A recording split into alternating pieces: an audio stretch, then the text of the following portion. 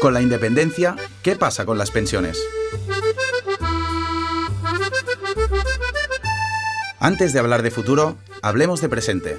¿Cómo funcionan las pensiones? Hay dos tipos de sistemas de pensiones en el mundo, el de capitalización y el de reparto.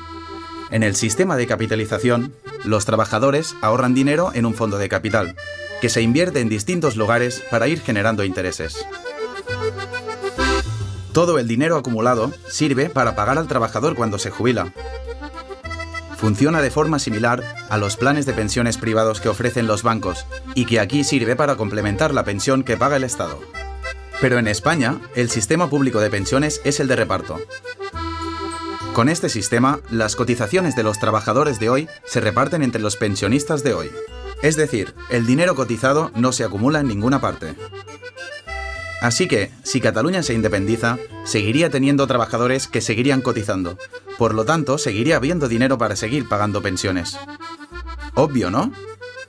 Lo que quizá no lo es tanto es si estas pensiones serían más altas o más bajas. Depende de tres factores. El primero, el número de trabajadores. Cuantos más trabajadores hay por pensionista, más toca a cada uno. El segundo, el salario de los trabajadores. Cuanto más dinero ganan de media, más pagan. Por lo tanto, más toca para cada pensionista.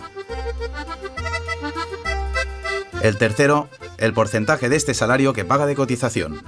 Cuanto más paga cada trabajador, más toca para cada pensionista.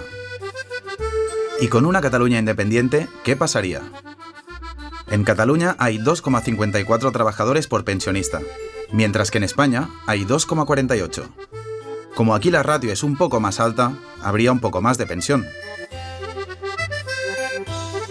En Cataluña el salario medio es de 24.449 euros, mientras que en España es de 22.790. Como los trabajadores de aquí cobran un poco más, habría un poco más de pensión.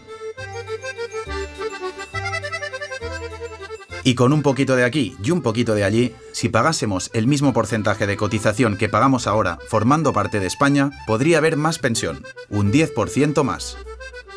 Así que las pensiones no son un problema para convertir Cataluña en nuestro propio Estado.